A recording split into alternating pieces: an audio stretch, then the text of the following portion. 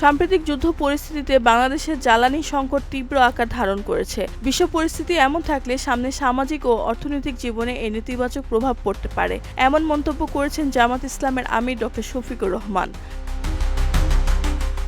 ৭ March রাতে নিজের verified Facebook পেজে দেওয়া এক পোস্টে তিনি এসব কথা বলেন। তিনি বলেন, বর্তমান পরিস্থিতি মোকাবেলায় সরকারকে বিকল্প জ্বালানি উৎস খুঁজে বের করতে হবে এবং জরুরি ভিত্তিতে বাস্তবসম্মত সমাধান নিতে হবে।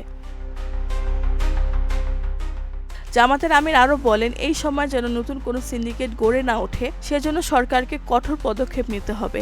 পাশাপাশি তিনি সতর্ক করে বলেন, দুর্যোগপূর্ণ এই সময়ে দেশের কোথাও থেকে যেন জ্বালানি পাচার না হয় তা নিশ্চিত করতে কঠোর নিরাপত্তা ব্যবস্থা নিতে হবে।